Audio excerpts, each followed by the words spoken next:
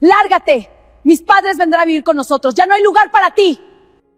Mi nuera me gritó en medio del funeral de mi esposo. Arrojó mi maleta al suelo frío, sin darme la oportunidad de despedirme de mi marido por última vez. Me volví hacia mi hijo, esperando una palabra de protesta. Pero mi hijo solo asintió. Estuvo de acuerdo con que su esposa echara a su propia madre de la casa, mientras su padre yacía allí, sin que la tapa del ataúd se hubiera cerrado todavía. Pensaron que era débil, que no tenía a dónde ir. Pensaron que habían aracelido, pero no sabían que la casa que querían tomar era lo que aplastaría su arrogancia en unas pocas horas. Cuando la risa de mi esposo salió del ataúd, todos se aterrorizaron, sus rostros pálidos como la muerte. No aparten la vista, porque la verdad está a punto de ser revelada. Nunca imaginé que el sonido de una maleta golpeando el suelo de piedra pudiera ser más doloroso que la muerte misma. Soy Lisette Morales, una mujer de 65 años, de pie en silencio frente al ataúd de mi esposo. Mi Leandro, el compañero que había estado a mi lado durante 40 años, yacía allí, con un rostro tan pacífico que dolía, como si Dios se hubiera llevado todo el dolor, dejándome sola con este vacío. El aire en la casa era helado hasta los huesos. Era el frío de la soledad, manifestándose por primera vez, crudo, sin nadie que me protegiera. Solo habían pasado 2 días desde que exhaló su último aliento. A mi alrededor, gente vestida de negro susurraba oraciones, pero mis oídos no podían oír nada más que el latido desesperado de mi propio corazón. Dios mío, por favor, dame fuerzas. Era la frase que repetía en mi mente. Solo quería despedirme de mi esposo con dignidad. Solo quería que se fuera en paz. Pero la paz no había sido invitada a este funeral. El sonido chirriante de algo arrastrándose por el suelo rompió la atmósfera sagrada. Todos se dieron la vuelta. Yo también me giré, y mi corazón se hundió. Era mi nuera, Araceli. A diferencia de alguien de luto, estaba maquillada como para una fiesta, con los labios de un rojo tan brillante como la sangre fresca. Su vestido ajustado y sus tacones altos golpeaban el suelo con un ritmo arrogante. Una mujer a mi lado susurró: «Dios mío, vino a un funeral o a un desfile de modas». Pero lo peor de todo, en su mano estaba mi maleta. Araceli caminó directamente hacia mí, su mirada recorriéndome de pies a cabeza, llena de desprecio. «¿Qué haces ahí parada?», se rió con sarcasmo. «Es hora de que te mudes», gritó para que todo el mundo lo supiera. «Lárgate». Esa frase era como una orden, clara, decisiva, sin una pizca de vergüenza. Me quedé paralizada. Antes de que pudiera reaccionar, Araceli me arrojó la maleta con fuerza. ¡Pum! El sonido seco del impacto hizo que el sacerdote dejara de leer sus oraciones. El coro se cayó. Todas las miradas se centraron en mí. Bajé la vista hacia la vieja maleta. Un sollozo se escapó de mi pecho. Miré a Araceli. Se cruzó de brazos, entrecerró los ojos y dijo con voz indiferente: «Ahí dentro está todo lo que tienes. Tu ropa barata, tus medicinas. Lo he metido todo». Susurré, con voz temblorosa: «Araceli, ¿por qué haces esto? Este es el funeral de tu suegro». Araceli se burló. «Cállate. A partir de hoy, ya no tienes lugar en esta casa. Mis padres vendrán a vivir con nosotros». Luego levantó la mano y señaló directamente a la puerta. «Lárgate de aquí». En esa misma dirección vi a los padres de Araceli, el señor Gumaro y la señora Trinidad. Estaban sentados cómodamente en la primera fila de honor. Recuerdo que cuando el cáncer de Leandro le estaba consumiendo los pulmones, nunca vinieron a visitarlo ni una sola vez. Ahora estaban aquí, como si celebraran. Trinidad me saludó con la mano. «Lisette, vete. La casa es de ellos. Has sido una mantenida durante demasiado tiempo». Gumaro levantó la barbilla. «Alguien tan inútil como tú debería estar en una residencia de ancianos para que te cuiden». Estaba aturdida. Me costaba respirar. Sentía un nudo en la garganta. La humillación quemaba mi rostro. Podía sentir las miradas de los vecinos, de los parientes lejanos, de los amigos de Leandro. Sentía su lástima clavada en mi espalda como agujas. Estaba siendo desechada como una bolsa de basura en medio del funeral del hombre que construyó esta casa con sus propias manos. Las lágrimas que brotaron de mis ojos, esta vez no eran de dolor. Eran de una vergüenza tan profunda que solo quería desaparecer. Quería que el suelo de mármol se abriera y me tragara junto con mi vieja maleta. Me giré, buscando la mirada de Fausto, mi hijo, el niño que crié con todo el amor, todo el sudor, todos los sacrificios que mi vida tenía. Estaba allí, de pie junto a su esposa. Llevaba el traje negro que yo misma le había planchado la noche anterior. Lo miré directamente a los ojos, con el corazón apretado, suplicando en silencio: Fausto, haz algo, hijo. Ayúdame a levantarme. Diles que paren. Esta es la casa de tu madre. Un suspiro escapó de sus labios. Se humedeció los labios, y luego bajó la cabeza. No dijo una palabra en mi defensa. Araceli se rió a carcajadas. ¿Lo ves? Ni siquiera tu hijo te quiere ya. Una mujer detrás de mí susurró: ¿cómo pueden hacer esto en medio de un funeral? Pero nadie se acercó. Solo estaba yo, de pie, con la maleta que contenía toda mi vida. Querían echarme a la calle justo delante del ataúd de mi esposo, pero quizá no sabían que la casa que querían apoderarse era precisamente la que aplastaría su arrogancia en pocas horas. Finalmente, Fausto se movió, pero no para extenderme la mano, no para abrazarme, no para decirle a su esposa que respetara a la madre que le dio la vida. Lo vi asentir. Fue un asentimiento leve, seco y cobarde, un simple gesto que partió mi alma en dos más rápido que cualquier hacha. «Mamá», dijo con una voz que intentaba ser firme, pero que en el fondo temblaba de debilidad. «Araceli tiene razón». Sentí que no podía respirar. Mi propio hijo, mi sangre, el niño al que le había vendado las rodillas raspadas, el niño al que le había preparado el desayuno cada maracelina antes de ir a la escuela, me estaba traicionando frente al ataúd de su padre. «Ya eres vieja», continuó, evitando mi mirada. Se ajustó el nudo de la corbata, una corbata de seda Italia Araceli, que sabía que costaba más que mis 3 meses de pensión. «Esta casa es demasiado grande para ti sola. Necesita mantenimiento, necesita gente joven. Soy el único hijo. Papá seguramente querría que yo me hiciera cargo del patrimonio». El patrimonio. Así llamaba ahora a nuestro hogar. No lo llamaba casa, no lo llamaba hogar, lo llamaba patrimonio, como si fuera una cifra en una cuenta bancaria y no el lugar donde aprendió a caminar. «La residencia que encontramos es muy buena», Araceli dio, tratando de sonar generoso. «Tiene un jardín y enfermeras. Estarás mejor allí que aquí estorbando mientras reformamos la casa». La palabra quedó suspendida en el aire sofocante de la iglesia. Quería gritarle, quería recordarle todas las veces que vendí mis joyas, las que heredé de mi abuela, para pagar sus deudas de juego y los coches que destrozó. Quería recordarle cómo oculté sus errores a su padre para que no lo castigara. Había criado a un monstruo, y ahora ese monstruo me estaba devorando. Pero antes de que pudiera responder, una sombra pesada se cernió sobre mí. Eran los padres de Araceli. El señor Gumaro y la señora Trinidad se habían adelantado. Caminaban con una arrogancia que ofendía hasta a Dios. El señor Gumaro masticaba chicle ruidosamente, mirando las columnas de la iglesia como si estuviera calculando su valor. La señora Trinidad, con un vestido de flores demasiado llamativo para un funeral, se dirigió directamente a la primera fila. Ese era mi sitio.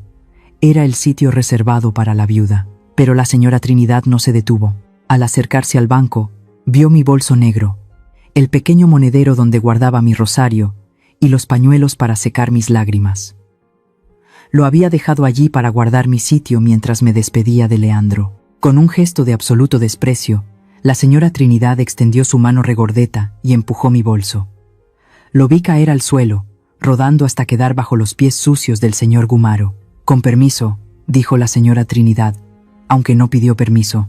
Se dejó caer en el banco, ocupando todo el espacio, y se alisó el vestido con aire de satisfacción. «Este sitio es para la familia», dijo, mirándome por encima del hombro. «Y como vamos a ser los nuevos dueños de la casa, nos merecemos este lugar de honor. Tú ya te vas, ¿no? Mejor que vayas a buscar tus cosas antes de que te deje el coche de la residencia». Miré a Fausto, esperando que al menos esto le molestara, esperando que le dijera a su suegra que no tratara así a su madre en el funeral de su padre. Pero Fausto solo se encogió de hombros y se sentó junto a la señora Trinidad. El señor Gumaro se inclinó hacia su hija y, sin bajar la voz en absoluto, señaló el altar. «Oye, hija, La madera de este ataúd parece buena, dijo el descarado anciano. Deberíamos ver si los muebles de la casa son de la misma calidad, porque si son demasiado viejos, mejor tirarlos todos. Quiero un bar grande en el salón. Nada de santos ni de muertos. Hay que modernizar. Sí, papá, respondió Araceli con una sonrisa que no pudo ocultar. Vamos a tirar esa pared de la cocina. Huele a grasa vieja y a medicinas. Lo pondremos todo de mármol. Y la habitación de la vieja será tu despacho. Estaban repartiéndose mi vida como si yo ya estuviera muerta. Estaban derribando cada ladrillo de mi historia mientras el cuerpo de Leandro aún estaba caliente. Me sentí mareada. La imagen de un collar de oro apareció en mi mente. Era el collar con la medalla de la Virgen de Guade Trinidad. Lo vendí hace 10 años cuando Fausto quiso irse de viaje por Europa con sus amigos y no tenía dinero. Prometió devolvérmelo. Nunca lo hizo. Vendí mi pasado para comprarle un futuro. Y ahora, él estaba vendiendo mi presente para comprar la aprobación de esta gente vulgar. La traición sabe amarga, como la hiel en la garganta. Me sentí más sola que nunca. No tenía casa, no tenía hijo, no tenía esposo. Lentamente, me giré hacia el ataúd. La madera brillaba bajo las luces de la iglesia. Di un paso más, ignorando las risitas de mis suegros que planeaban qué cortinas poner en mi dormitorio.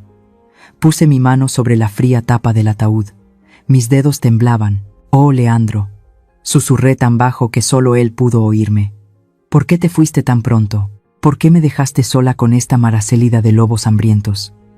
Sentí que mi pecho iba a estallar. La desesperación se estaba convirtiendo en una garra oscura que apretaba mi corazón. Pensé que este era el final.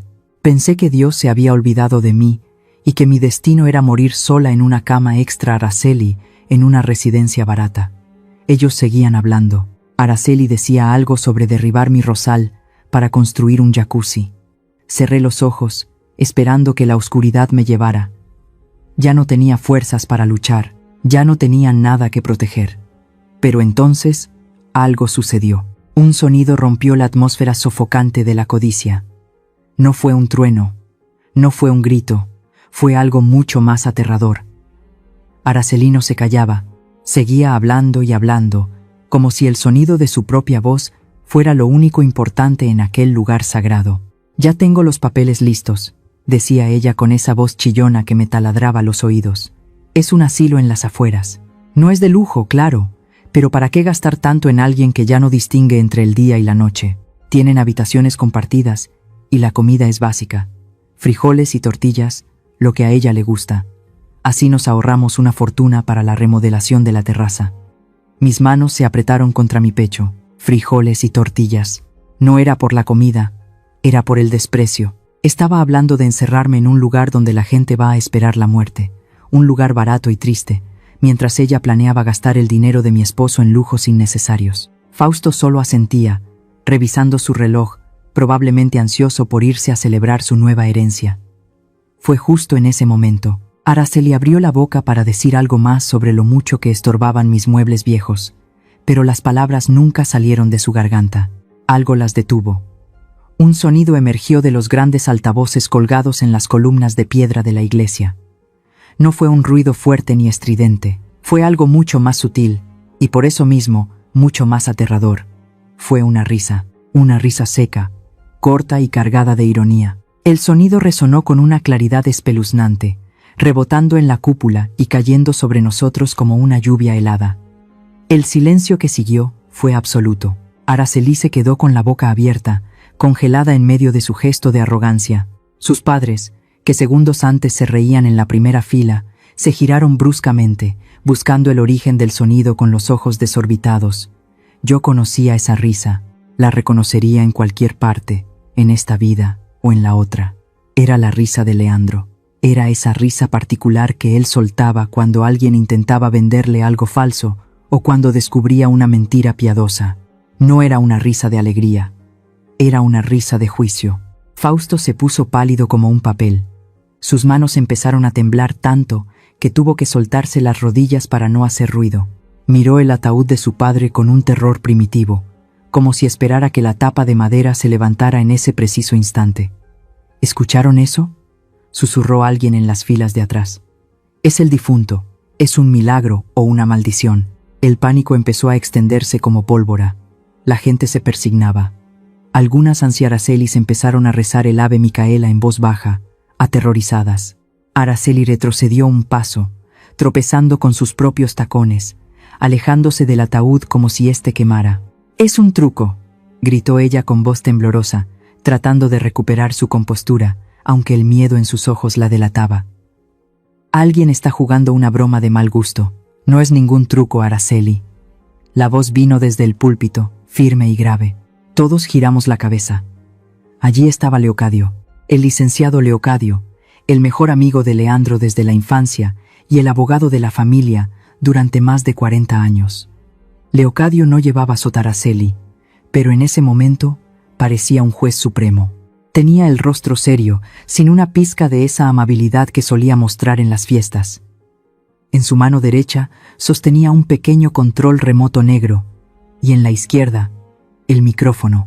Caminó lentamente bajando los escalones del altar, acercándose a nosotros. Sus pasos eran pesados y deliberados. Se detuvo justo frente a Fausto y Araceli, mirándolos con una mezcla de lástima y severidad. «Leandro siempre fue un hombre previsor», dijo Leocadio, y su voz amplificada llenó la iglesia. «Ustedes pensaron que él estaba ciego en sus últimos meses. Pensaron que el cáncer le había comido el cerebro además de los pulmones. Pensaron que, como estaba en cama, no se daba cuenta de lo que pasaba en su propia casa». Fausto tragó saliva ruidosamente. «Leocadio, ¿qué es esto?», balbuceó mi hijo. «Papá ya murió. Déjalo descansar. Tu padre descansará cuando se diga la verdad, Fausto», respondió Leocadio cortante. «Esa risa que acaban de escuchar no es un fantasma. Es una grabación. Pero el terror que veo en sus caras, ese sí es muy real». Leocadio levantó el control remoto y apuntó hacia la enorme pantalla blanca que se había colocado detrás del altar, originalmente pensada para mostrar fotos familiares y recuerdos bonitos durante el servicio. «Leandro quiso hablar con ustedes una última vez», continuó el abogado, clavando sus ojos en los de Araceli. «Quería estar presente en su propio funeral. Y sobre todo, quería decirles por qué se estaba riendo». «¿Riéndose?», preguntó Araceli, con un hilo de voz. «Sí», respondió Leocadio con una frialdad que me dio escalofríos. «Ustedes creen que han aracelido. Creen que ya tienen las llaves del reino. Pero Leandro se estaba riendo de su estupidez. Se reía porque sabía algo que ustedes ignoran. Se reía porque sabía que la codicia los haría caer en su propia trampa. Mi corazón latía desbocado. Yo no entendía nada. ¿Qué sabía Leandro? ¿Qué había planeado mi esposo en sus últimas noches de insomnio y dolor? Miré el ataúd y por primera vez en días sentí una pequeña chispa de calor en el pecho. No estaba sola. Leandro, de alguna manera, seguía aquí, cuidándome. El abogado hizo una pausa y miró a la congregación. «Amigos, familia», dijo Leocadio, cambiando su tono a uno más solemne. «Lo que van a ver a continuación no es fácil, pero la verdad, aunque duela, siempre sale a la luz». Las luces de la iglesia comenzaron a atenuarse, dejando el lugar en una penumbra casi total.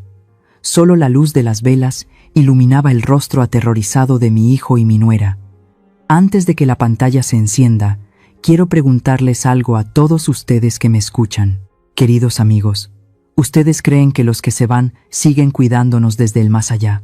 ¿Creen que hay una justicia divina que todo lo ve y que pone a cada uno en su lugar? Si ustedes creen en la ley de la causa y el efecto, si creen que el cielo tiene ojos y que nadie se va de este mundo debiendo nada, por favor, denle un me gusta a esta historia ahora mismo y escriban la palabra karma en los comentarios. Necesito saber que hay gente buena que me apoya, porque lo que viene ahora es el inicio de la justicia para esta madre que ha sufrido tanto. El proyector zumbó al encenderse. Un haz de luz blanca atravesó la oscuridad y golpeó la pantalla gigante. La imagen parpadeó un par de veces y luego se estabilizó. Y allí estaba él.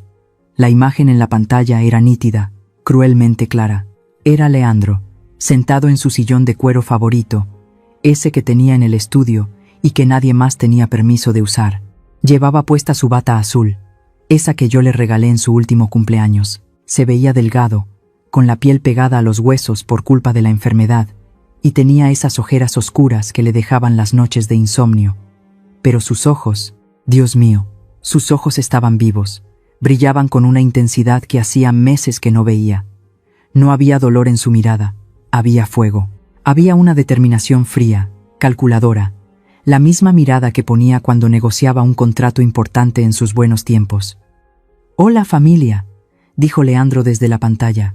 Su voz retumbó en la iglesia, llenando cada rincón, haciendo que las velas temblaran. «Si están viendo esto, es que ya me fui. Ya dejé de ser una carga, ¿verdad, Fausto? ¿Verdad, Araceli?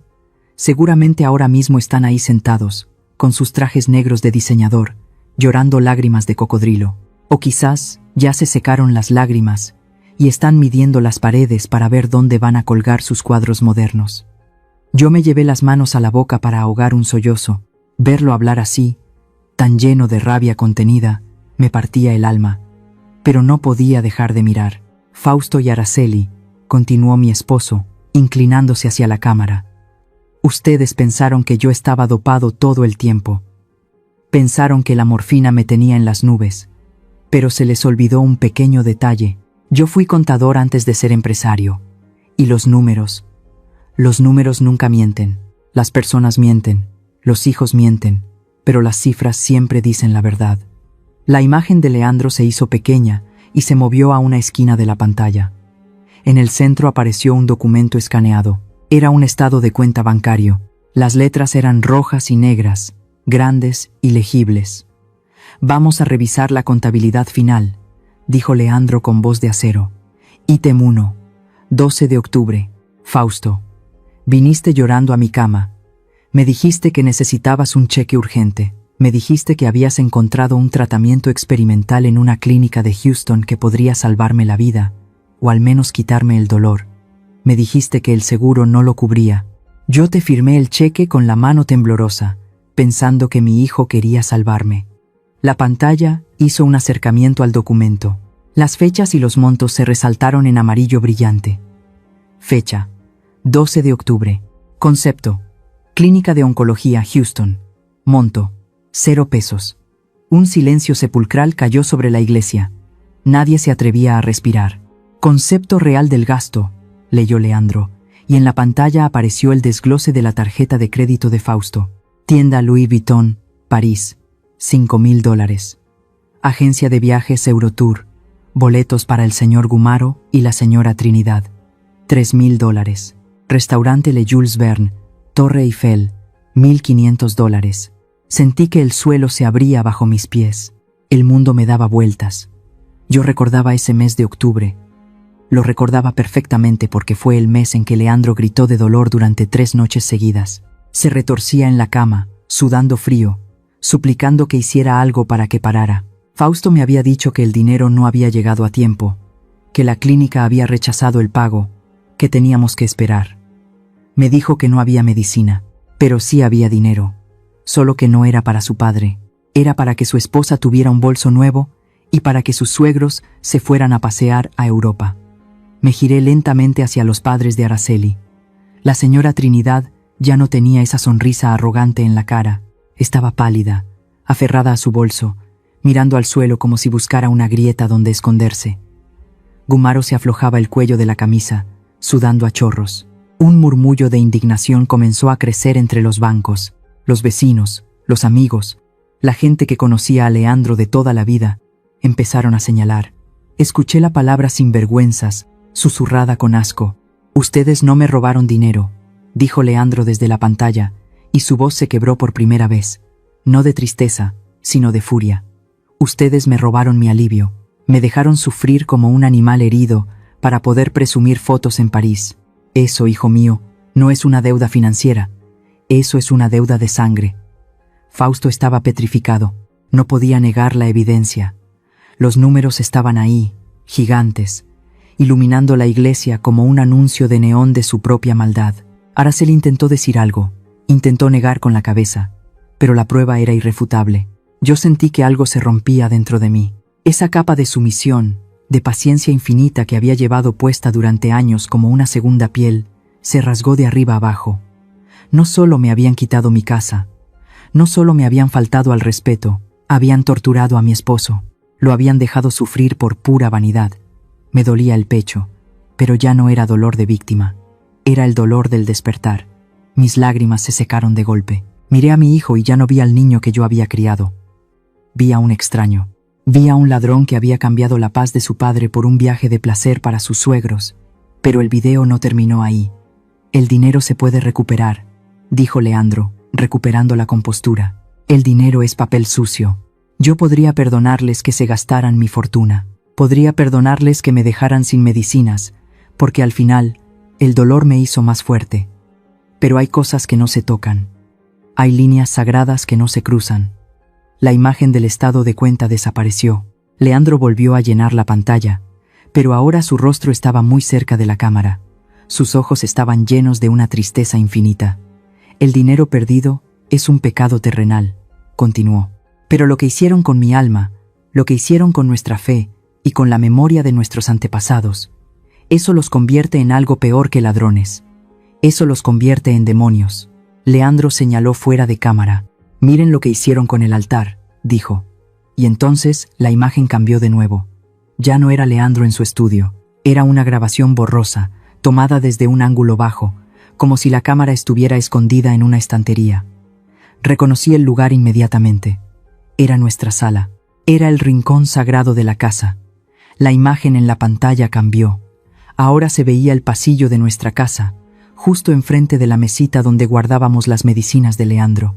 La fecha en la esquina inferior del video marcaba apenas 12 Maracelis atrás. Allí estaba Araceli. Miraba a ambos lados del pasillo, asegurándose de que nadie la viera. En sus manos tenía los frascos de las pastillas para el dolor, esas medicinas fuertes y caras que el doctor nos había recetado para que Leandro pudiera dormir sin gritar. Vi cómo destapaba los frascos con prisa. Vi cómo vaciaba las cápsulas reales en una bolsa de plástico que guardó en su bolsillo. Y luego, con una calma que me heló la sangre, sacó otro bote. Era un bote de vitaminas baratas, de esas que venden en el supermercado por unos cuantos pesos. Empezó a rellenar los frascos de medicina con las vitaminas. Sentí un nudo en la garganta tan apretado que no podía respirar. Ahora entendía todo. Entendía por qué Leandro lloraba por las noches. Entendía por qué me suplicaba que le diera más dosis, diciendo que las pastillas no le hacían nada. Yo, pensando que era la enfermedad avanzando, le daba más vitaminas inútiles, mientras mi propio esposo se retorcía de agonía en mis brazos. ¡Asesina!, quise gritar, pero la voz se me quedó atorada en el pecho. Pero el video no terminó ahí. La cámara oculta mostró algo aún peor. La señora Trinidad entró en la toma.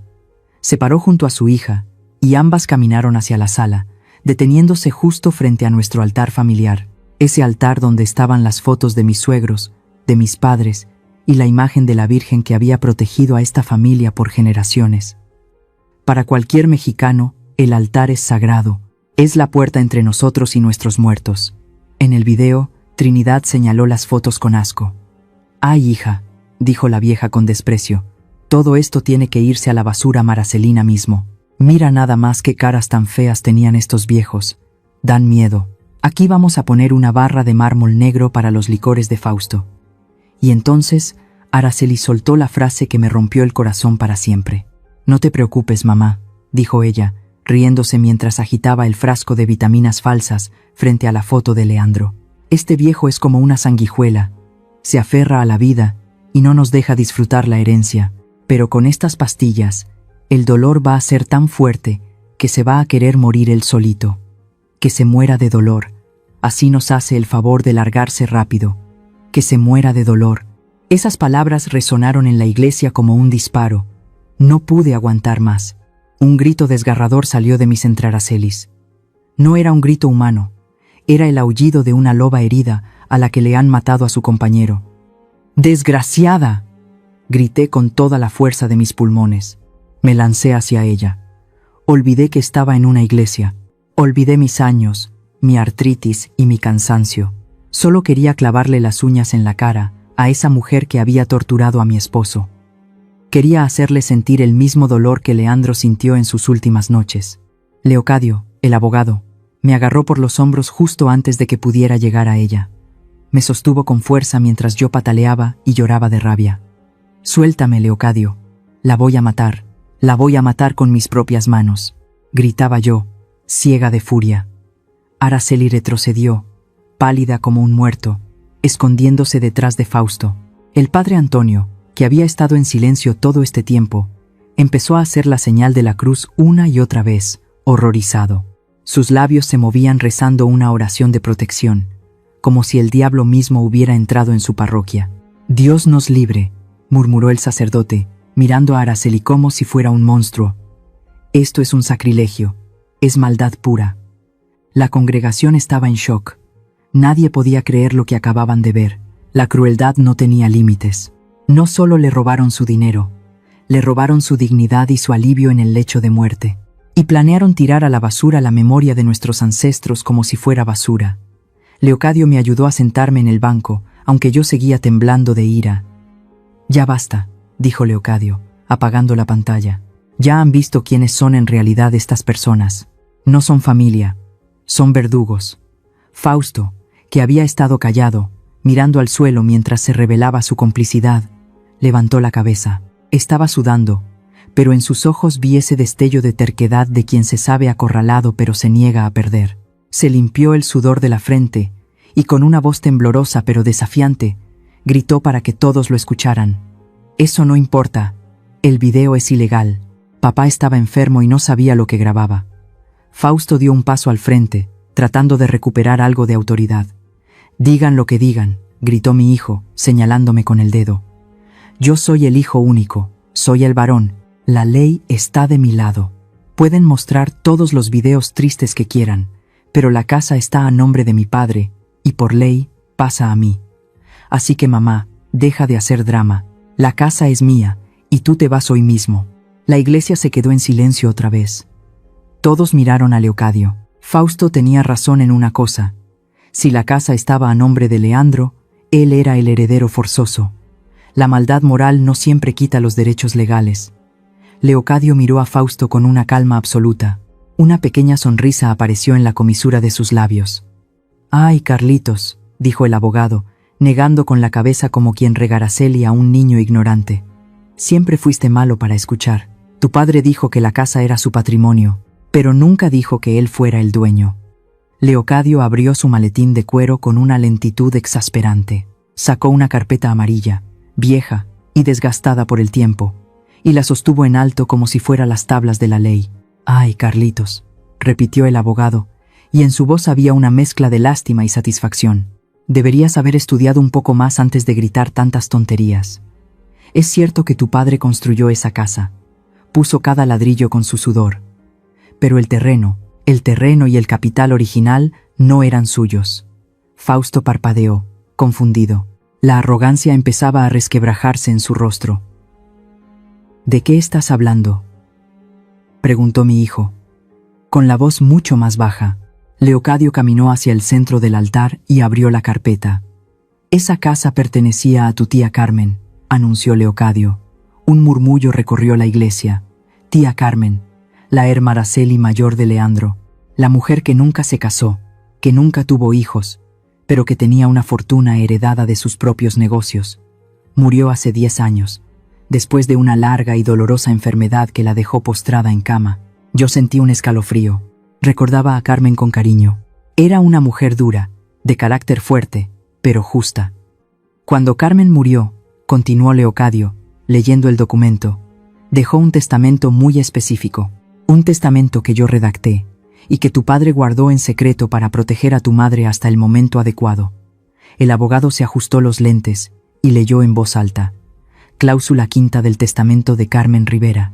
Dejo la propiedad ubicada en Lomas de Chapultepec, en usufructo vitalicio a mi hermano Leandro. Él podrá vivir ahí hasta su muerte. Pero la propiedad, el título de dueña absoluta, no pasará a mis sobrinos, ni a nadie que comparta mi apellido solo por accidente de nacimiento. Leocadio hizo una pausa dramática y miró directamente a Araceli. La propiedad pasará a manos de la única persona que estuvo a mi lado cuando mi cuerpo se pudría. La persona que me sostuvo la mano cuando di mi último aliento. La persona que no tuvo asco de limpiar mis llagas mientras los demás se tapaban la nariz. Mi mente viajó de golpe al pasado, 10 años atrás. Recordé el olor a medicina y a encierro en la habitación de Carmen. Ella tenía gangrena en una pierna por la diabetes. El olor era insoportable para muchos. Recordé a Araceli parada en el marco de la puerta. Llevaba un pañuelo perfumado cubriéndose la nariz y la boca. ¡Qué asco!, había dicho Araceli aquel día. No pienso entrar ahí. Huele a muerte. Fausto, vámonos, no tiene caso visitarla. Ya ni nos reconoce. Y recordé a Fausto, mi hijo, mirando su reloj, diciendo que tenía un partido de golf, que no podía perder el tiempo viendo a una vieja morirse. Se fueron. Me dejaron sola con ella. Yo me quedé. Me senté a su lado. Tomé su mano fría y huesuda, le limpié la frente con un paño húmedo y le recé el rosario hasta que su pecho dejó de moverse. Recuerdo que, justo antes de irse, Carmen apretó mi mano y me miró con gratitud. Nunca imaginé que ese acto de amor, algo que hice porque era lo correcto, cambiaría mi destino 10 años después. Leocadio cerró la carpeta con suavidad.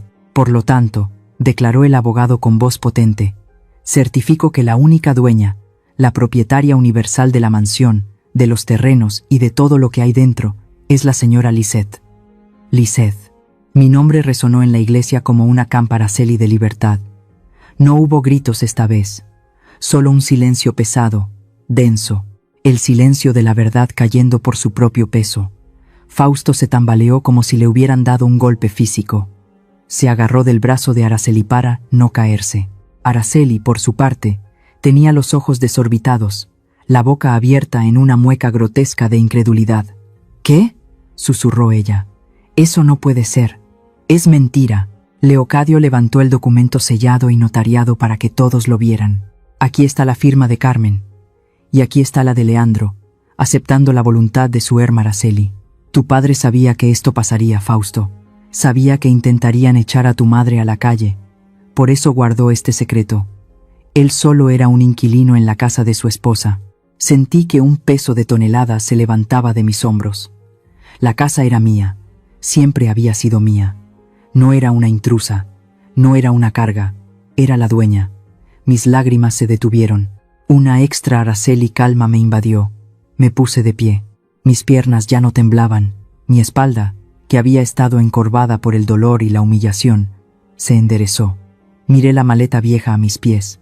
Esa maleta que Araceli me había arrojado con tanto desprecio. Esa maleta que supuestamente contenía mi final. Ahora la veía diferente. Esa maleta no era para mí. Levanté la vista y miré a mi hijo y a mi nuera. Ya no me parecían gigantes poderosos. Se veían pequeños, miserables, asustados. Eran como niños traviesos a los que se les ha descubierto la mentira. Me sequé la cara con el dorso de la mano. Respiré profundo, llenando mis pulmones con el aire de la iglesia, que de repente me pareció más limpio, más puro. Caminé 2 pasos hacia ellos. El sonido de mis zapatos resonó con autoridad sobre el mármol. Leocadio me extendió los papeles. Los tomé. El papel se sentía firme entre mis dedos. Era mi escudo y mi espada.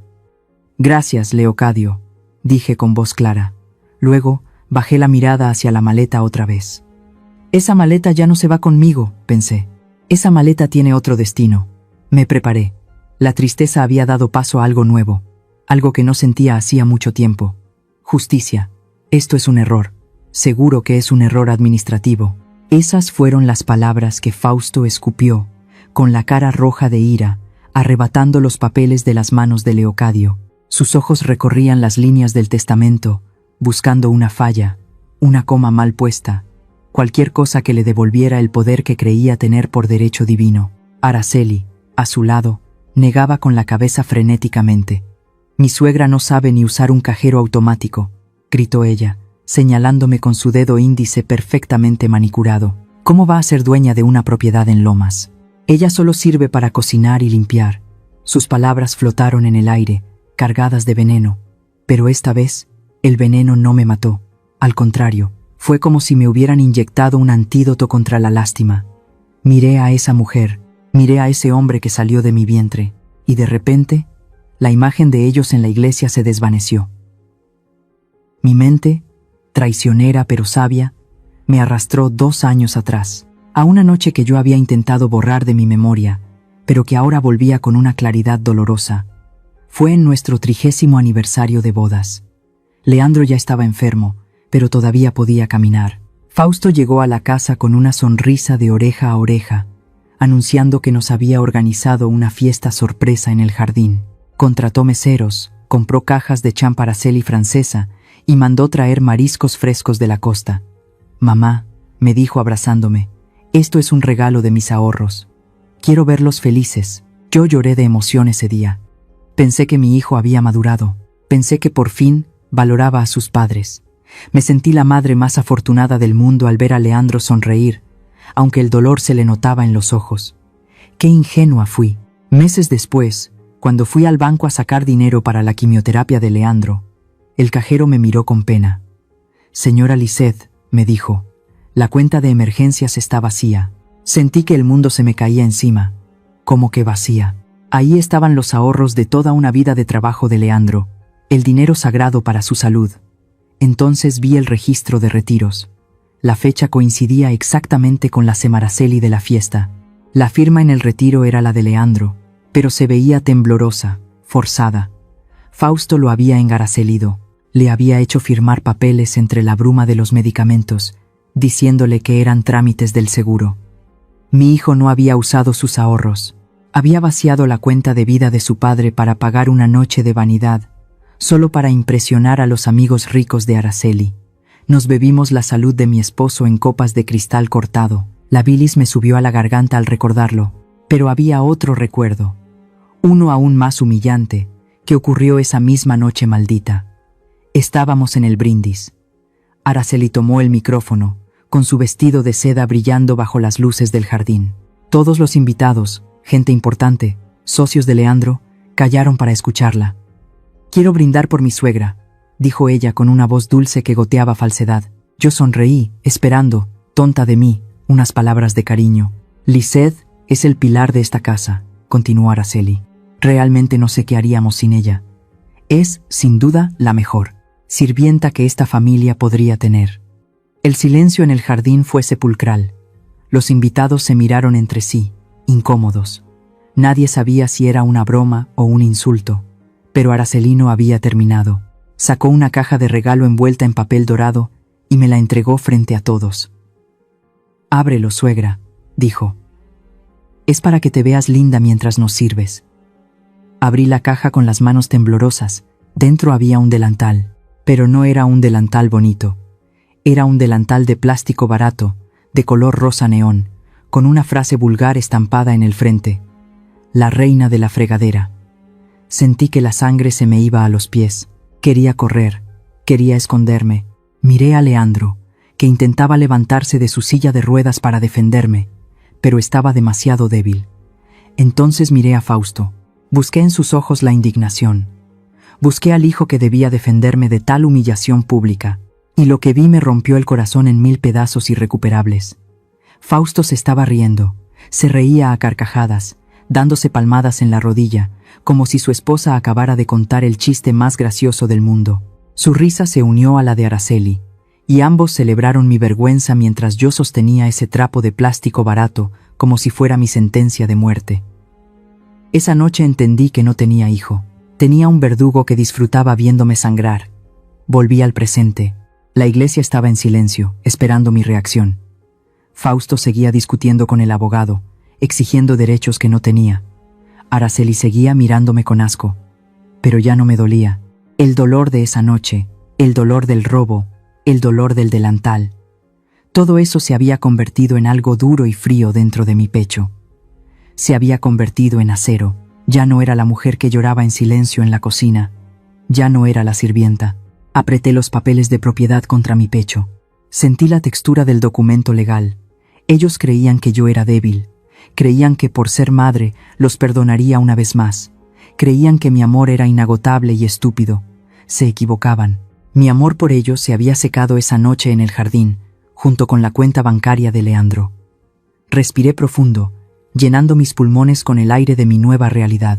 Miré la maleta vieja que seguía tirada en el suelo. Esa maleta llena de mis ropas humildes.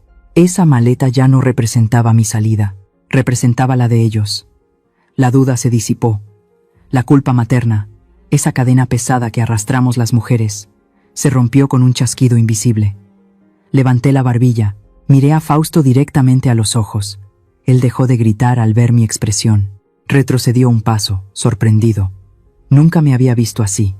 Nunca había visto a su madre mirarlo no con amor, sino con la frialdad de un juez dictando sentencia. Se acabó, pensé. Se acabó el miedo. Si ustedes todavía me están escuchando, si han llegado hasta este punto de mi dolorosa confesión, les pido un pequeño favor. Si creen que una madre tiene derecho a decir basta, si creen que la dignidad vale más que la sangre, ayúdenme escribiendo el número 1 en los comentarios. Necesito saber que no estoy loca. Necesito saber que hay alguien ahí afuera que entiende que a veces, para salvarse a uno mismo, hay que cortar las ramas podridas del propio árbol. Su apoyo es la fuerza que necesito para lo que voy a hacer ahora, porque lo que viene no es una venganza, es justicia. Me pasé el dorso de la mano por la mejilla. Esa fue la última lágrima que derramé por ellos. La última. Sentí como mi piel se secaba, y con ella se secaba también mi corazón de madre abnegada. Ese corazón blando que siempre perdonaba, que siempre buscaba excusas para justificar la maldad de su hijo, se había convertido en piedra. Una piedra dura, fría y necesaria. Me agaché lentamente. Mis rodillas crujieron un poco por la edad, pero no me importó el dolor. Agarré el asa de la maleta vieja, esa maleta de piel desgastada que Araceli había tirado con tanto asco minutos antes. La sentí pesada en mi mano, cargada con mis pocas pertenencias, con mi vida entera reducida a unos cuantos trapos. Al verme levantar la maleta, vi cómo los ojos de Fausto se iluminaban con una chispa de esperanza. Él pensó que me había rendido.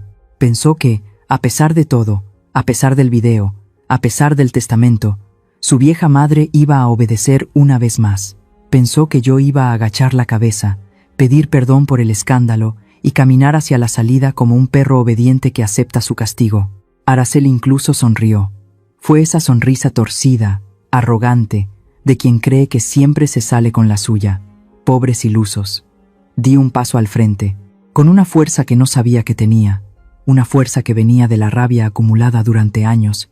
Empujé la maleta violentamente contra el pecho de Fausto. Él la agarró por puro instinto, tambaleándose hacia atrás por la sorpresa del golpe.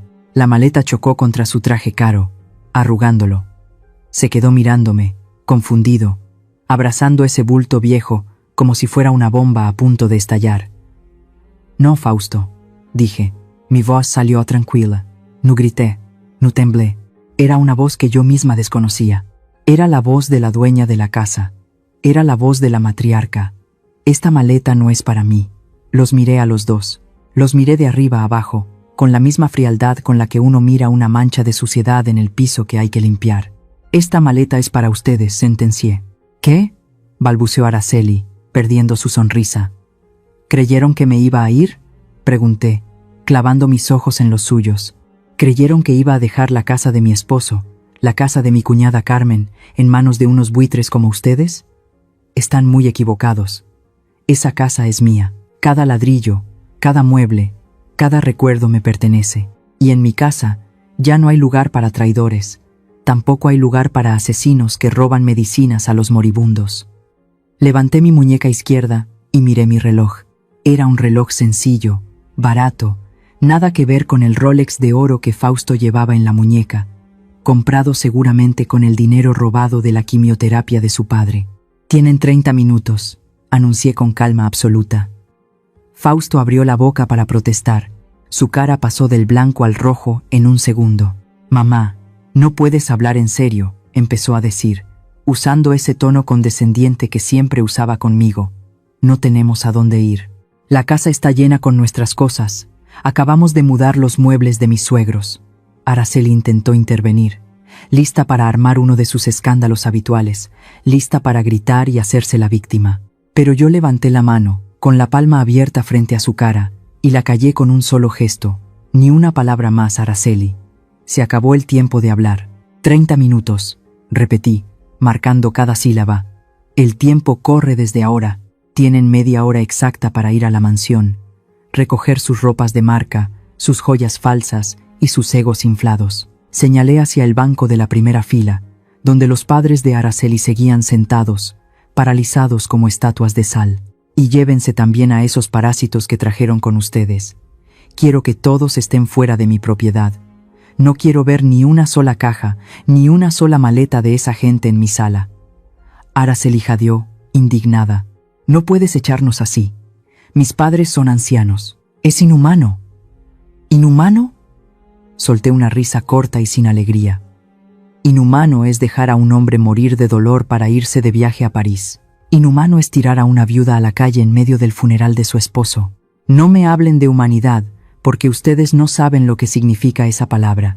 Di un paso más hacia ellos, invadiendo su espacio personal. Fausto retrocedió, asustado por la determinación en mi mirada. Escúchenme bien, porque no lo voy a repetir. Si cuando yo llegue a mi casa, dentro de 31 minutos, todavía veo un solo calcetín suyo en mi suelo, o si veo que esos señores siguen sentados en mis sillones, no voy a discutir. Hice una pausa, dejando que el peso de la amenaza cayera sobre ellos. Voy a llamar a la policía, y lo haré con gusto, continué, bajando el tono a un susurro peligroso. Los denunciaré por alaracelimiento de morada. Les mostraré el testamento a los oficiales, y créanme, nada me daría más placer que ver cómo los sacan esposados de mi casa frente a todos los vecinos del barrio. ¿Quieren más vergüenza? ¿Quieren que toda la colonia los vea salir en la parte trasera de una patrulla como delincuentes comunes? Fausto me miró con la boca abierta. Parecía un pez fuera del agua, boqueando buscando aire. Por primera vez en su vida, se dio cuenta de que su madre no era su tapete. Su madre era un muro de concreto contra el que acababa de estrellarse. El miedo real apareció en sus ojos. No el miedo a perder el dinero, sino el miedo a la autoridad, el miedo al escándalo público que tanto les aterraba a él y a su esposa. «Váyanse», ordené. Me di la vuelta, dándoles la espalda, volviendo mi atención hacia el ataúd de Leandro. «Empiecen a correr». El cronómetro ya empezó. Detrás de mí, escuché el silencio de la derrota, y luego, el caos. No tuve que esperar mucho para que el espectáculo comenzara. De hecho, no pasaron ni 10 segundos desde mi amenaza para que la verdadera naturaleza de esa gente saliera a la luz. Yo esperaba gritos, esperaba que Araceli me insultara o que Fausto intentara golpearme, pero lo que ocurrió fue mucho más patético y revelador. La señora Trinidad, la madre de Araceli, se levantó de su asiento en la primera fila. Su rostro, que minutos antes mostraba una arrogancia de reina, ahora estaba desfigurado por la ira, pero su furia no iba dirigida hacia mí. Ni siquiera me miró. Sus ojos inyectados en sangre estaban clavados en su propia hija. Trinidad caminó con pasos pesados y rápidos hacia donde estaban parados Fausto y Araceli. Araceli, al ver a su madre acercarse, extendió los brazos buscando consuelo. «Ay, mamá, esto es una pesadilla», empezó a decir mi nuera con voz llorosa. La respuesta de Trinidad fue un movimiento rápido de su brazo derecho. La mano de la madre impactó con fuerza en la mejilla de la hija. El sonido de la bofetada fue seco y brutal, resonando en la iglesia con la misma intensidad que el golpe de la maleta. La cabeza de Araceli giró violentamente hacia un lado por la fuerza del impacto. Un grito de sorpresa se escapó de las gargantas de los asistentes. Incluso el padre Antonio dio un paso atrás, asustado por la violencia repentina. Araceli se llevó la mano a la cara, mirando a su madre con incredulidad y dolor. «Mamá», gimió ella. «¿Qué te pasa? Cállate, inútil», gritó Trinidad, perdiendo completamente la compostura. La vieja agarró a su hija por los hombros y la sacudió con violencia, como si quisiera arrancarle la estupidez a golpes. «Eres una idiota», chilló Trinidad, escupiendo las palabras con veneno. «Te lo dije 1000 veces. Te dije que tenías que ser dulce con la vieja. Te dije que fingieras cariño hasta que firmara los papeles. Pero no. La niña tenía que ser arrogante. La niña tenía que tratarla mal antes de tiempo». Trinidad soltó a su hija con asco, como si tocarla le quemara las manos. «Mira lo que has hecho», continuó gritando la madre, señalando las cajas de mudanza que habían traído. «Perdimos la mina de oro por tu culpa. Esa casa iba a ser nuestra jubilación. ¿Y ahora qué? ¿Ahora dónde vamos a vivir? ¿En la calle?»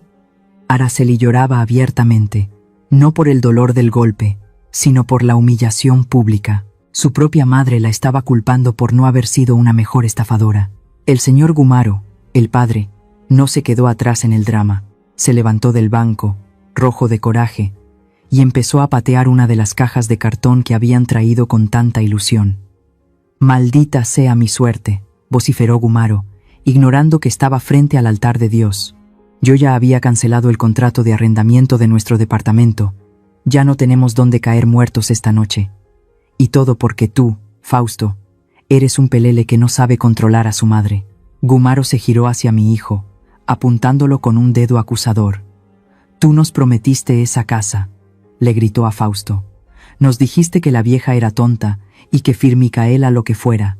Eres un fracasado, un inútil que no sirve ni para heredar. Fausto estaba paralizado. Miraba de un lado a otro, viendo cómo sus suegros, esa gente a la que él había tratado de impresionar, gastándose el dinero de la quimioterapia de su padre, ahora lo trataban como basura. Es increíble lo rápido que se cae la máscara cuando se acaba el dinero. Gumaro agarró a Trinidad del brazo y empezó a arrastrarla hacia la salida. «Vámonos de aquí, mujer», dijo él. «No pienso quedarme ni un minuto más con estos perdedores». «Espera», gritó Trinidad, zafándose del agarre de su marido. «Mis maletas».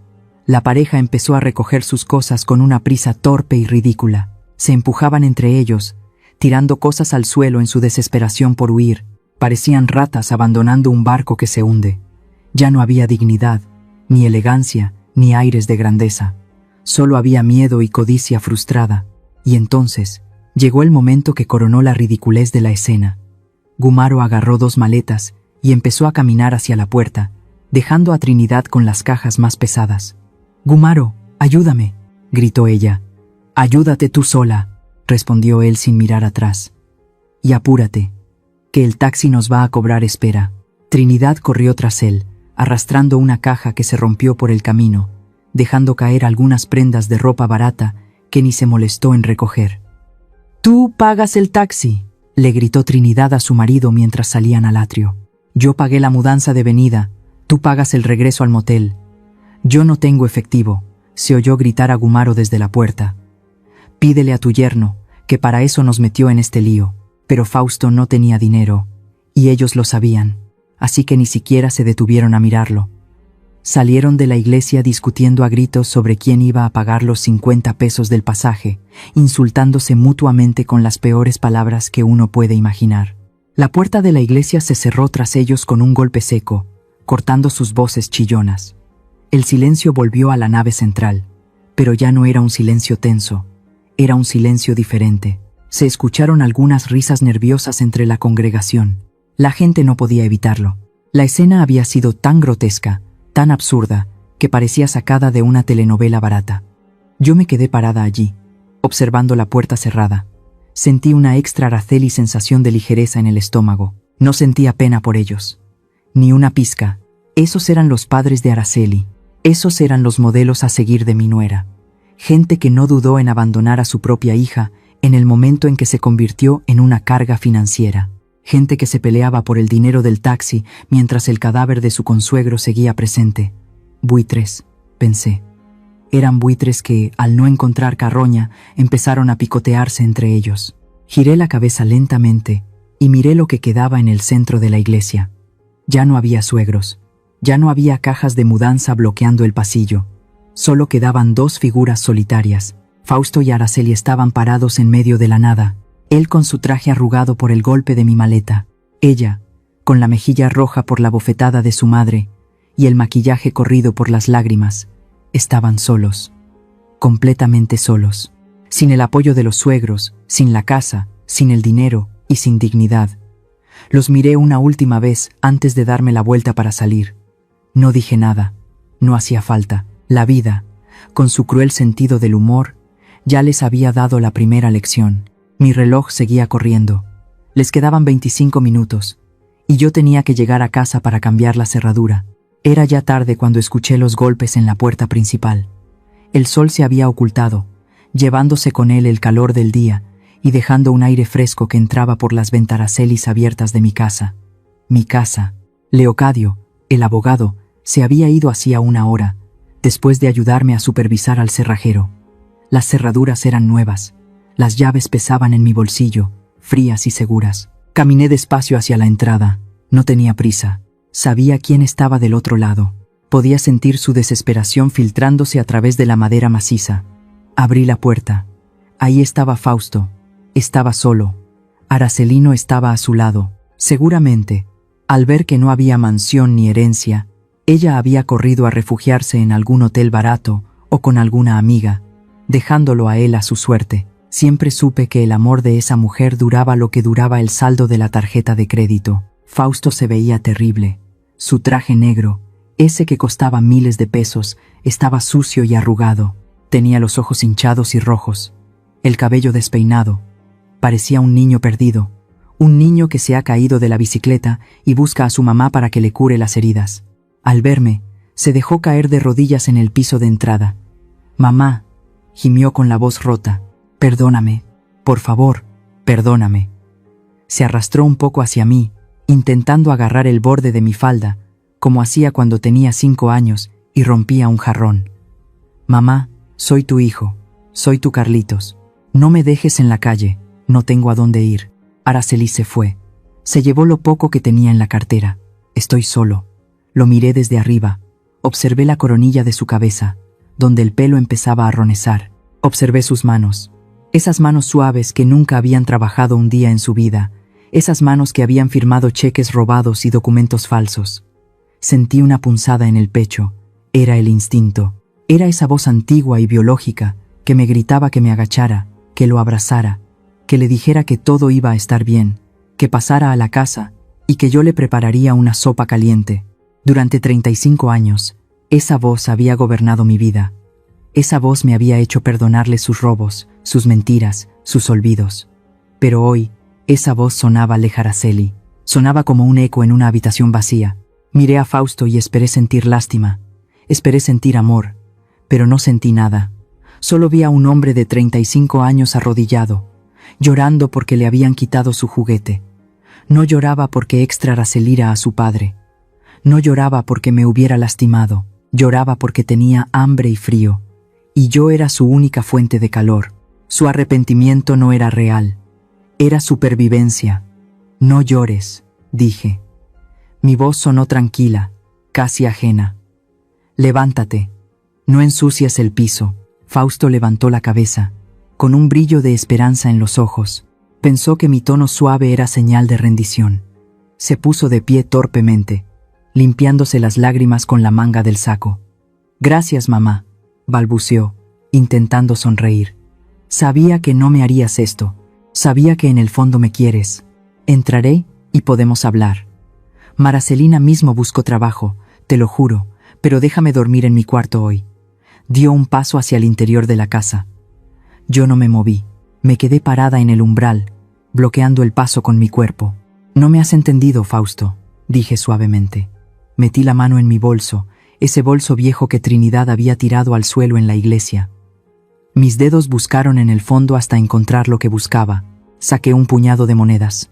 Eran pesos, monedas de 10, de 5, de 2. El cambio que me había sobrado de la compra del pan de ayer. Tomé la mano de Fausto, que estaba extendida esperando una caricia, y deposité las monedas en su palma abierta. El metal tintineó suavemente al caer en su piel. Fausto miró las monedas, confundido. Luego me miró a mí. «¿Qué es esto?», preguntó. «Es para el camión», respondí. El silencio que siguió fue pesado. Fausto miraba el dinero como si fuera basura. «Mamá, no entiendo». «No soy tan cruel como tú, Fausto», continué, mirándolo fijamente a los ojos. «No te voy a dejar sin nada. Ahí tienes para el pasaje. Úsalo para ir al centro. Compra un periódico. Busca en los clasificados. Hay mucha gente buscando albañiles o lavaplatos. Es trabajo honrado. Te hará bien ensuciarte las manos por primera vez en tu vida». El rostro de Fausto se descompuso. La ira empezó a reemplazar a la tristeza fingida. «Soy tu hijo», gritó. «No puedes tratarme como a un mendigo. Tengo derechos». «Perdiste tus derechos cuando le robaste la medicina a tu padre», le contesté sin levantar la voz. «Los perdiste cuando te reíste de mí mientras me regalabas un delantal de plástico». Fausto apretó el puño sobre las monedas. «¿Y el asilo?», escupió con veneno. «¿Qué vas a hacer con la reservación que hice para ti? Ya está pagada la entrada». «Ah, eso», dije, permitiéndome una pequeña sonrisa triste. «No te preocupes por eso. Conserva la reservación. No la canceles». «¿Por qué?», preguntó él, desconcertado. «Porque al paso que vas, Hijo mío, tú la vas a necesitar mucho antes que yo. Guárdala. Es lo único que te queda de herencia. Fausto abrió la boca para insultarme, para gritar, para soltar todo el odio que llevaba dentro. Pero yo ya no tenía tiempo para su odio. Retrocedí un paso hacia el interior de mi casa. Desde hoy, dije, poniendo mi mano en la perilla de la puerta, yo no tengo ningún hijo llamado Fausto. Ese niño murió hace mucho tiempo. Tú eres solo un extraño que tocó a mi puerta, y yo no dejo entrar a extraños. Adiós.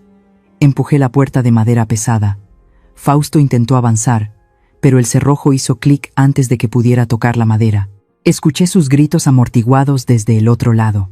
Escuché cómo golpeaba la puerta con los puños. Escuché cómo maldecía mi nombre y el de su padre. Pero yo ya no sentía dolor. Me recargué un momento contra la puerta cerrada. Cerré los ojos y respiré profundo. El aire de la casa olía a limpio. Olía a cera de muebles y a flores frescas.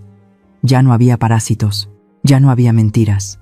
Abrí los ojos y miré el pasillo vacío y silencioso. Estaba sola. Y por primera vez en años, la soledad no me dio miedo. Me dio paz. La casa se quedó en un silencio profundo. Pero esta vez no era un silencio vacío. Era un silencio lleno de paz. Me recargué contra la puerta cerrada unos segundos más, dejando que mi respiración volviera a su ritmo normal. Mis manos, que habían estado firmes mientras sostenían las monedas para Fausto, ahora temblaban ligeramente, no por miedo, sino por la descarga de adrenalina de haber roto, por fin, las cadenas que me ataron durante décadas. Caminé despacio hacia la sala. Mis pasos sobre la madera del piso resonaban diferente. Antes, caminaba con cuidado, como pidiendo permiso en mi propio hogar, siempre temerosa de molestar a Leandro en sus días malos, o de ensuciar lo que la señora Trinidad criticaba. Hoy, mis pasos eran los de la dueña. Me detuve en el pasillo principal. Allí, ocupando el lugar de honor en la pared, colgaba un enorme retrato de la boda de Fausto y Araceli. Estaba enmarcado en oro falso, ostentoso y vulgar. En la foto, ambos sonreían con esas sonrisas de revista, perfectas y vacías. Recuerdo que Araceli me obligó a quitar un cuadro de paisajes que Leandro amaba para poner esa foto gigante de ellos mismos. Lo miré una última vez. Ya no me provocaba tristeza. Solo me parecía un objeto extraño, algo que no pertenecía a mi vida. Levanté las manos y descolgué el cuadro. Pesaba, pero no tanto como la decepción que me habían causado. Caminé hacia el cuarto de los tiliches y lo guardé en una caja de cartón vieja. No lo rompí. No lo tiré a la basura. Simplemente lo guardé. Ya no merecían estar en mi pared, pero tampoco iba a dejar que el odio me hiciera destruir recuerdos. El olvido es un castigo más elegante que la destrucción. Regresé al pasillo con 2 cuadros más pequeños que había rescatado del fondo de mi armario. El primero era una fotografía en blanco y negro de la tía Carmen. Tenía esa expresión seria, casi severa, pero yo sabía que detrás de esa mirada había un corazón de oro. Colgué su foto justo donde había estado la de los novios. «Gracias, Carmen», susurré, acariciando el marco de madera sencilla. «Gracias por ver en mí lo que ni yo misma veía. Gracias por darme este techo y esta espada para defenderme». El segundo cuadro era uno mío. Era una foto pequeña, de cuando tenía 20 años, antes de casarme, antes de ser madre, antes de las arrugas y los sacrificios. En esa foto, yo tenía el pelo suelto y una mirada llena de sueños. La colgué junto a Carmen. Me quedé mirando a esa muchacha de la foto. «Hola, Lisette», le dije. «Perdón por haberte olvidado tanto tiempo. Bienvenida a casa».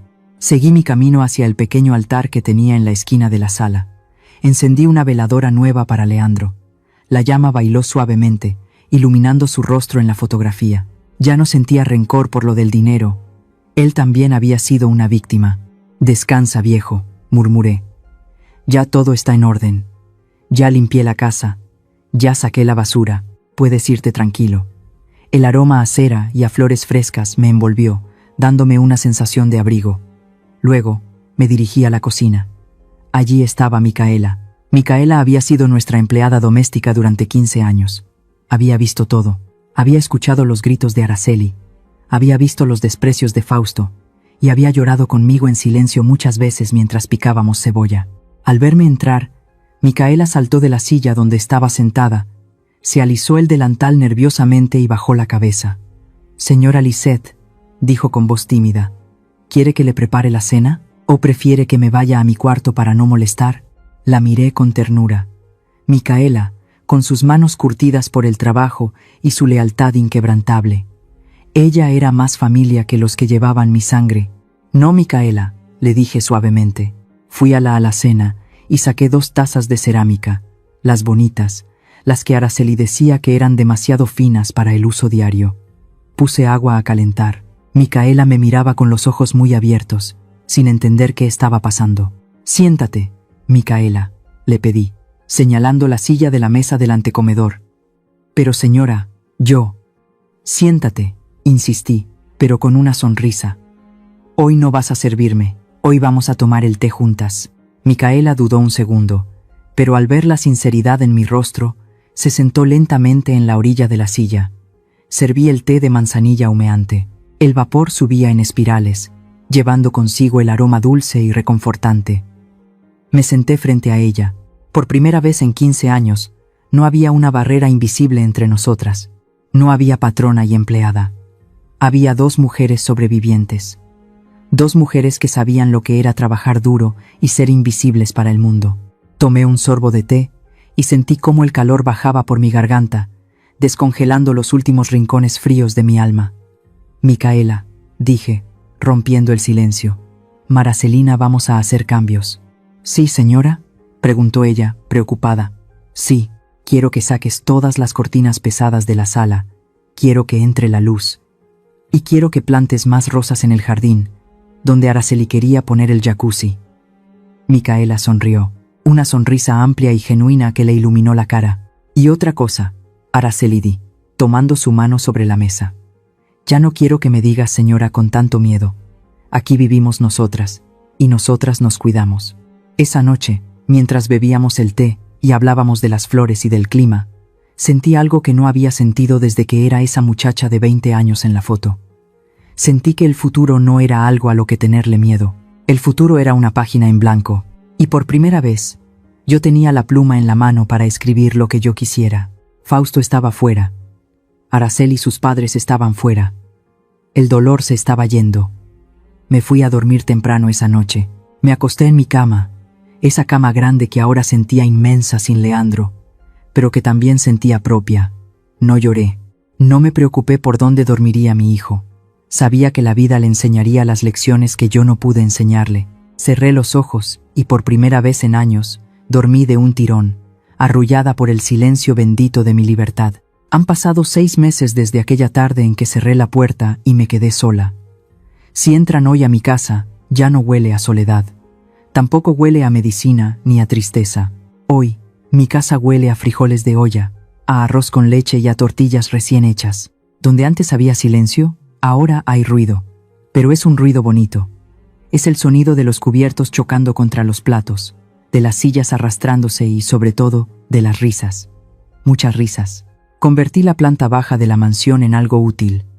Quité los muebles de lujo que tanto le importaban a Araceli, esos que nadie podía tocar, y puse mesas largas y resistentes. Ahora, este lugar tiene un nombre. He colgado un letrero de madera en la entrada, pintado a mano, que dice: Comedor Tía Carmen. Todos los días, a la 1 de la tarde, abro las puertas. Vienen los ancianos del barrio que viven solos. Vienen aquellos que, como yo, fueron olvidados por sus familias, o que simplemente necesitan un plato de comida caliente y una buena conversación. Micaela sigue conmigo, por supuesto. Ya no es mi empleada, es mi socia. Ella dirige la cocina como una generala, asegurándose de que nadie se quede con hambre. Verla mandar y sonreír me llena el alma. A veces, mientras sirvo la sopa, pienso en Fausto. Me han llegado noticias de él. Dicen que consiguió trabajo en un taller mecánico al otro lado de la ciudad. Dicen que tiene las manos llenas de grasa y que vive en un cuarto pequeño. No he ido a buscarlo, no le he llamado. Sé que puede sonar duro. Sé que habrá madres que me juzguen y digan que cómo puedo comer tranquila, sabiendo que mi hijo vive así. Pero les diré algo que he aprendido con lágrimas de sangre. Amar a un hijo no es cargarlo en la espalda toda la vida. Amar es enseñarle a caminar, aunque se caiga. Si yo hubiera seguido dándole todo a Fausto, si hubiera seguido cubriendo sus errores con mi dinero y mi silencio, él nunca se habría convertido en un hombre. Habría seguido siendo un parásito eterno. Ahora, por primera vez, él se está garacelindo su pan. Y eso, aunque él no lo sepa todavía, es el regalo más grande que le he dado. A todas las madres que me escuchan, mírenme a los ojos. No cometan mi error. No confundan el amor con la sumisión. Y sobre todo, nunca, jamás, entreguen las llaves de su vida antes de tiempo. Y a los hijos, a los hombres que creen que el mundo les debe algo, escuchen bien. Un hombre que no protege a su madre, que permite que su esposa o cualquier persona la humille, no es un hombre. Es un niño asustado, disfrazado de adulto. El respeto empieza en casa. Si no cuidas la raíz del árbol que te dio la vida, no esperes que tus propias ramas crezcan fuertes. Te secarás por dentro, igual que le pasó a mi hijo. Miro a mi alrededor y veo las paredes de esta casa. Araceli y sus padres solo veían ladrillos. Solo veían metros cuadrados y ubicación exclusiva. Veían el precio, pero no veían el valor. Esa fue su perdición. Una casa son solo 4 paredes y un techo. Cualquiera puede comprar una casa si tiene dinero, pero un hogar se construye con lealtad, con memoria y con amor. Ellos querían los ladrillos, pero como estaban vacíos por dentro, se quedaron sin hogar. El karma no es un castigo divino que cae del cielo con rayos y truenos. El karma es algo mucho más sencillo y cotidiano. Es la consecuencia de nuestras acciones diarias. Es la cosecha de lo que sembramos. Yo sembré paciencia, cuidé a mi esposo y honré a mi cuñada Carmen, y hoy cosecho paz. Ellos sembraron codicia y desprecio, y hoy cosechan soledad. Lisette, ven a ver esto. Es la voz de Micaela llamándome desde la cocina. Me dice que el pastel de elote ya salió del horno, y que don Macario, el vecino de la esquina que toca la guitarra, acaba de llegar para cantarnos unas canciones. Sonrío. Me aliso el delantal, pero no es ese delantal de plástico horrible que me regaló mi nuera.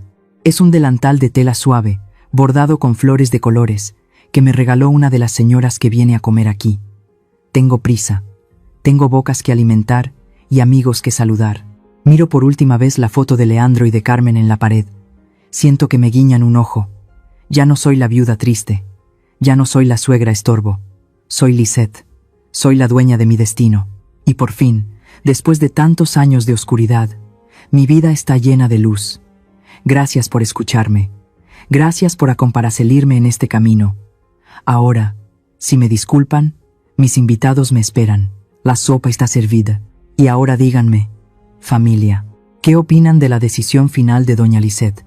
¿Creen que fue demasiado dura al cerrar esa puerta o sienten que Fausto tuvo exactamente lo que se merecía?